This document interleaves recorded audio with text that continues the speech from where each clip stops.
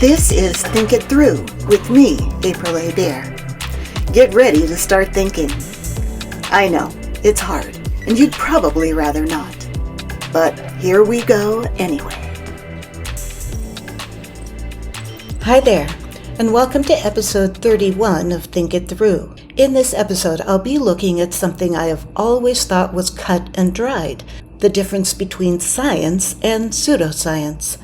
I mean, astrophysics is science, and astrology is pseudoscience, right? Well, yes, that's right. However, during my research, I've come to realize that the demarcation between science and pseudoscience is somewhat murkier than I had originally believed. And frankly, that could be one of the reasons that some people are pulled into a belief system that seems incredible to good critical thinkers. So here's what we're going to do.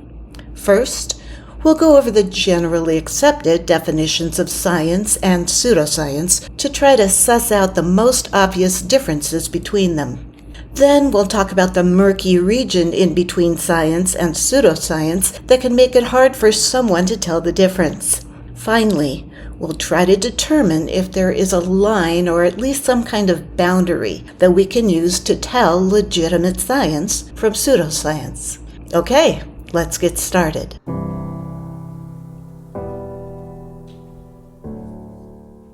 According to the Science Council, a group that sets standards for practicing scientists and science technicians, science is the pursuit and application of knowledge and understanding of the natural and social world following a systematic methodology based on evidence. What is standard scientific methodology? Of course, it's the scientific method that I've talked about in earlier episodes and includes objective observation, hypothesizing, experimenting, measurement and data collection, using inductive reasoning to come to conclusions based on those measurements and data, repetition, critical analysis, and verification through peer review. So the Science Council's definition is a pretty good one. Now, what about pseudoscience? According to Merriam-Webster's dictionary, it's defined as a system of theories, assumptions, and methods erroneously regarded as scientific. That's a bit vague. Let's see if we can get a clearer definition. Let's try this one by Dr. Scott Lilienfeld. Claims that appear to be scientific, but that actually violate the criteria of science, that exhibit superficial trappings of science, but little of its substance. Okay, that's better. According to the Stanford Encyclopedia of Philosophy, the oldest known use of the word pseudoscience dates from 1796, when the historian James Pettit Andrew referred to alchemy as a fantastical pseudoscience. Some of the science that alchemists attempted was to turn lead into gold or to find a mysterious elixir that would grant eternal life. This was supposedly achievable through mystical processes like transmutation that I don't even pretend to understand, but I'll link to an article about it. Even today, with all our advances in science, we still can't turn lead into gold or live forever. And back in the 18th century, that historian had the good sense to call alchemy what it was, a pseudoscience. How does pseudoscience violate the criteria of science? The late philosopher and physicist Dr. Mario Bunge had some very strong opinions about pseudoscience. Some of his many works specifically address that topic. I'll link to one in the show notes. He divided what he called cognitive fields into two categories: belief fields and research fields. Research fields include those fields of study such as basic and applied science, mathematics, humanities, and technology. He said that these fields have certain components in common. Some of these are a community of people who have received specialized training and education in their individual fields, a strong tradition of inquiry using strict testing methods, a realistic theory of knowledge, and up-to-date logical or mathematical theories which are testable and subject to correction or change. These kinds of fields of study do change over time, either slowly or quickly, because of that inquiry. Belief fields, in his view, would be fields that don't satisfy those conditions I just mentioned. Examples of belief fields would be religions, political ideologies, and pseudoscience.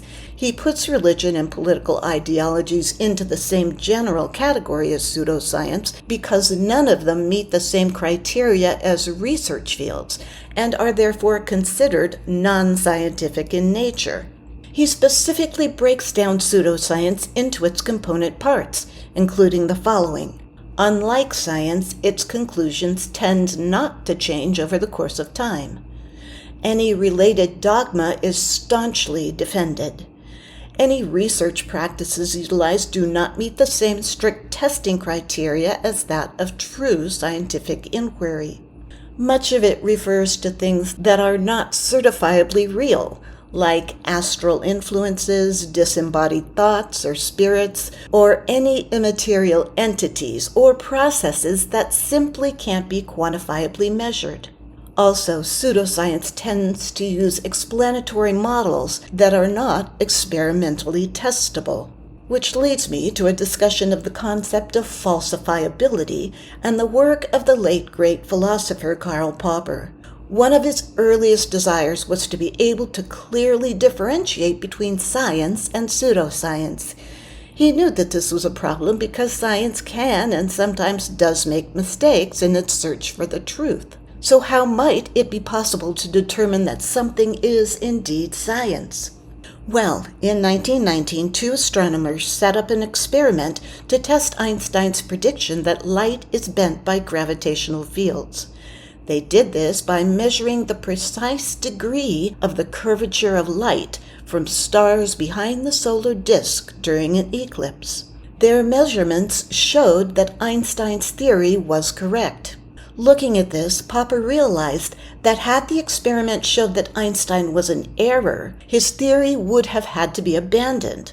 Popper said, "One can sum up all this by saying that the criterion of the scientific status of a theory is its falsifiability, or refutability, or testability."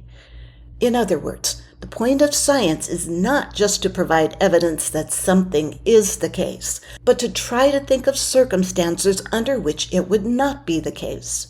If a theory can be logically contradicted by an empirical test that strictly follows the scientific method, then it is considered false.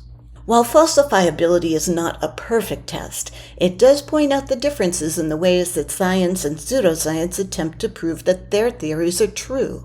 Science starts with a question about how things might work, and after some preliminary research, scientists come up with a hypothesis, which is a testable statement that may or may not be supported by evidence.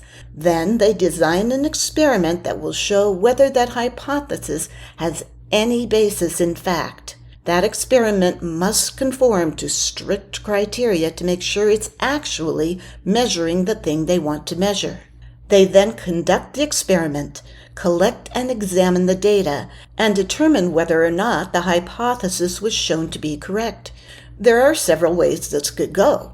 The data could show their hypothesis was correct, in which case they would write up their results and try to get published in a reputable journal where their report would be subject to peer review so that other scientists could check their work to make sure it's been done correctly. If it is and their results are published, then other scientists might decide to try and replicate that experiment to see if they come to the same conclusion. And this goes back and forth until finally the vast majority of scientists in that particular field come to a consensus that it is very likely to be the correct way to look at this particular subject.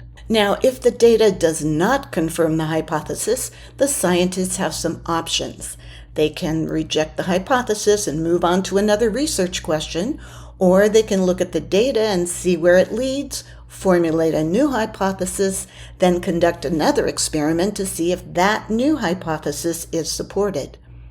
Just like any other humans, Scientists don't like to be wrong. However, they understand that an experiment is not a failure just because the data doesn't support their original hypothesis. After all, a hypothesis is a testable statement that may indeed not be the case. It's that testability and the possibility that a hypothesis might be proven false that helps scientists narrow down their options and zero in on what actually is the case. Pseudoscience, on the other hand, tends not to start with a research question. It generally starts with a statement of belief, as in, "The earth is flat. I know it, and I'm pretty sure I can prove that I'm right."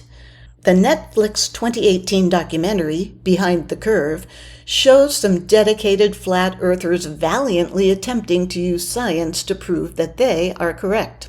One of their experiments, in which they use a very sensitive, very expensive laser gyroscope to prove the Earth's flatness, instead proves exactly the opposite. The gyroscope behaves just as it should on a rotating globe. The person carrying out the experiment later commented, "Now, obviously, we were taken aback by that. Wow, that's kind of a problem. We obviously were not willing to accept that, and so we started looking for ways to disprove it was actually registering the motion of the Earth." So when their experiment did not show what they wanted it to show, they simply refused to accept it, which is not how science works.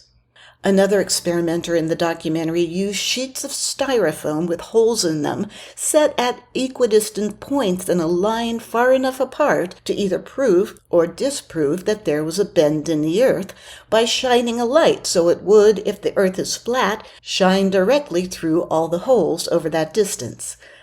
Well, guess what? The experiment showed that indeed the earth is curved. The experimenter's words when he realized that? He said, that's interesting." Despite these attempts to try and use science to prove the scientific community wrong, they really give themselves away when they say things like, "Deep down inside, I think everyone knows that it's flat." That statement of belief informs everything they say and do, and exposes flat earth theory as pseudoscience.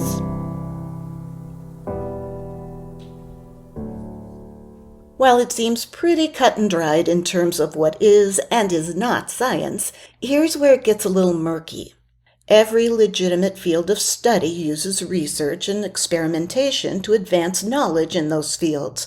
But there are the hard sciences or natural sciences like astrophysics, evolutionary biology, or biochemistry. Then there are more soft or social sciences like sociology, psychology, or my field, communication. It's generally considered more difficult to devise an experiment for social sciences, simply because what researchers are looking for is not a chemical or a mineral or a star from which they can make objective measurements, as in the hard sciences. In the social sciences, researchers are often looking at far more intangible things, like behaviors, thoughts, or feelings. It's also difficult to set up an experiment that controls for all the possible variables, because humans are all different, and that makes it harder to replicate an experiment. The test subjects are never going to be exactly the same from one experiment to the next. In fact, an article in Digital Journal by Dr. Tim Sandel, who's a microbiologist and science reporter, says that researchers from Stanford University stated that they could only replicate the results of about 40% of psychology papers. This doesn't necessarily mean that the other papers were poorly constructed, although they may have been, and I'll discuss that shortly. It does, however, show the challenges of social science research. According to an article in ThoughtCo called "What is the Difference Between Hard and Soft Science?", the distinction between them is a matter of how rigorously a hypothesis can be stated, tested, then accepted or rejected. Hard sciences, to put it simply, are often more precise than soft sciences, not necessarily better. Even if someone might think that the lack of precision negates the importance of social science research, the knowledge gained from that research is critical to our understanding of ourselves, and that's as important as our understanding of the world and the universe around us that comes from research in the hard sciences. Okay, that's one issue. Now it gets even murkier. On the outer boundaries of science, there's what can only be described as bad science. Bad science can include things like poorly designed experiments, misreading of data collected during an experiment, misconduct by researchers, or biased reporting of outcomes due to sponsorship by companies with vested interest in those outcomes. A poorly designed experiment might be one in which the sample size is too small or the test subjects aren't really representative of the population being studied, or there's no control group when there should have been one, or really any number of things. According to that digital journal article I mentioned before, thousands of published scientific articles have been retracted or pulled from journals due to both unintended and deliberate errors. About 20% of those retractions were because of unintended errors, like miscalculations of statistics. However, a far greater number of articles were pulled due to misconduct or fraud. Ivan Aransky and Adam Marcus, co-founders of Retraction Watch, a group that monitors and tracks retracted journal articles, said in a recent article in The Guardian that while only 1 in 1,000 papers ends up getting retracted, which is 0.1%, a very small number comparatively, they believe that number is probably vastly undercounted. The science community, in general, does its best to catch these things during the peer review process, but bad science can and does slip through the cracks and ends up getting published. Scientists are human, and things like peer pressure, competition, and the need for publication in order to maintain one's position at a university can all factor into those choices. They certainly can't be justified, though, and these problems play into the overall decline of trust that the general public has in science. To sum up this murky section of the episode, despite the lack of preciseness in some science research, and even though there is definitely some not very good or even fraudulent science going on out there, those things still do not fall into the category of pseudoscience. For better or worse, they attempt to use systematic and critical investigations to acquire an understanding of our world and the people in it. And the continual search for knowledge, along with science's overall ability to self-correct and update what we know based on new information, helps us to keep on a slow but continual upward path.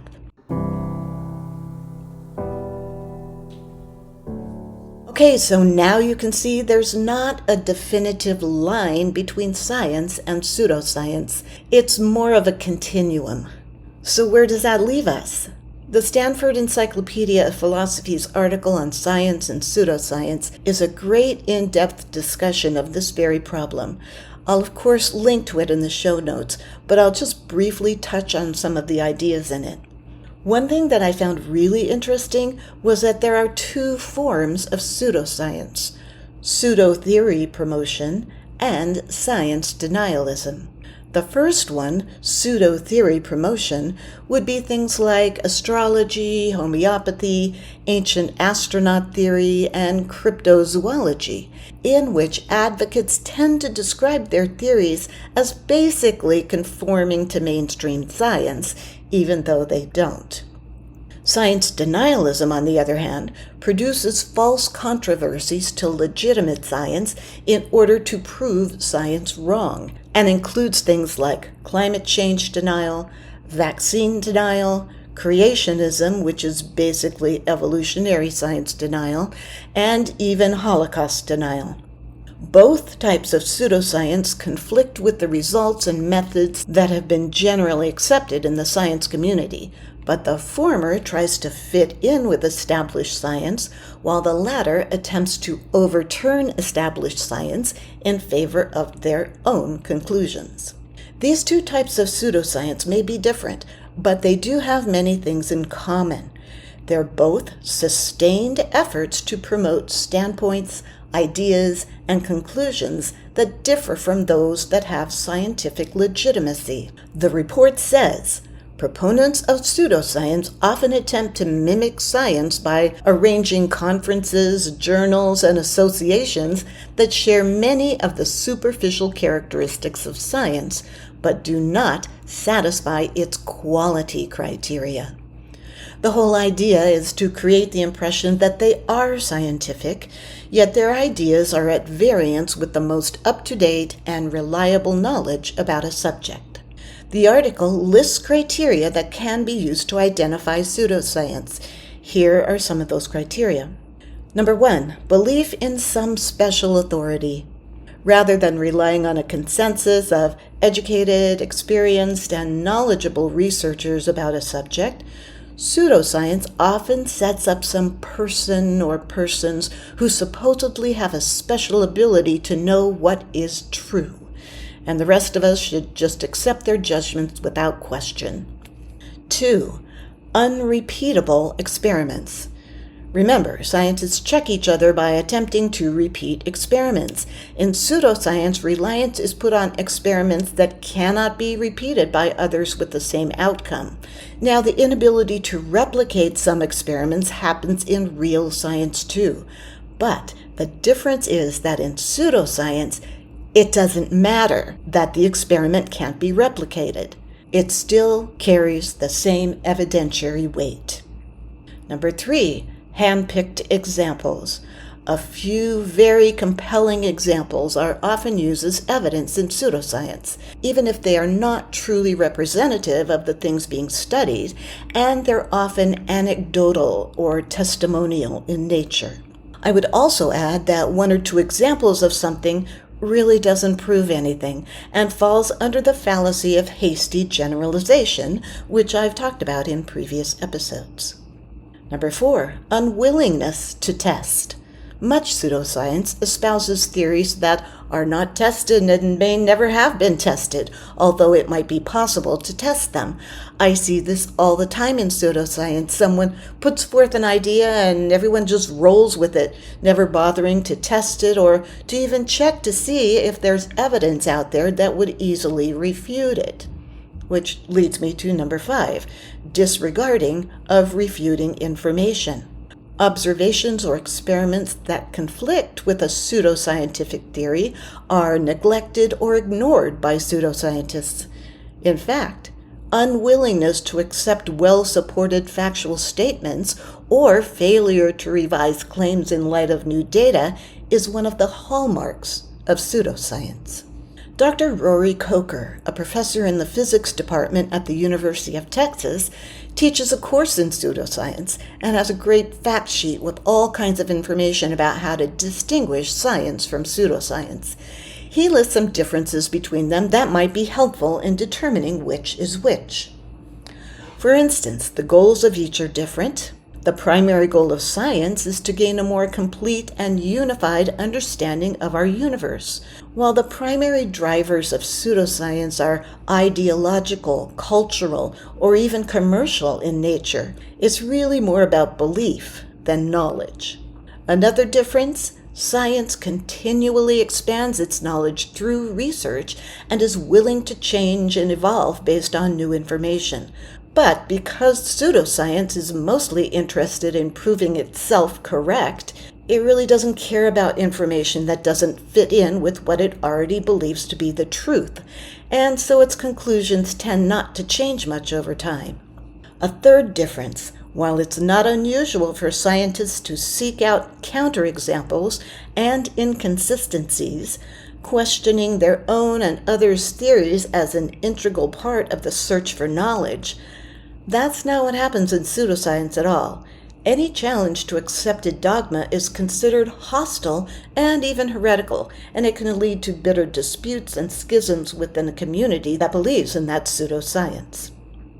A Forbes article by science reporter Emily Willingham titled 10 Questions to Distinguish Real Science from Fake Science focuses more on the commercial aspect of pseudoscience claims, usually related to homeopathy, naturopathy, so-called cosmeceuticals, and magnetic or electromagnetic therapy.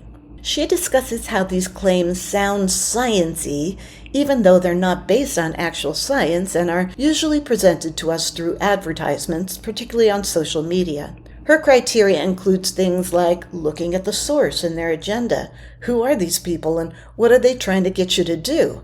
Are they trying to make you feel like you have a problem you didn't even know existed? Look at the language. Are they using a lot of jargon or words that sound science-y and you're not sure what they mean, but it seems like they're using that language to persuade you that they know what they're talking about? Does it involve testimonials, which I've already mentioned as being generally poor evidence? Does it have claims of exclusivity, as in it's proprietary or secret or somehow special, and they are the only ones that have it? Is there a mention of a conspiracy of any kind, like doctors don't want you to know about this, or the government has been hiding this for years? Does this thing claim to cure multiple disorders at once, like cancer and ADHD? And are you unable to find any scientific research associated with this product, just claims that there has been research done, but no link to that research? All of those things are red flags for pseudoscientific claims. So unless you want to end up with a bunch of useless items like magnetic bracelets that don't help your arthritis or magic creams that don't make your wrinkles disappear, it would be wise to scroll past those ads.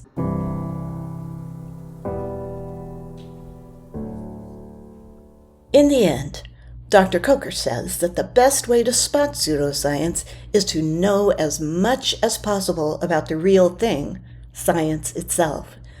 It's absolutely true that the more we understand science, the easier it is to recognize its opposite.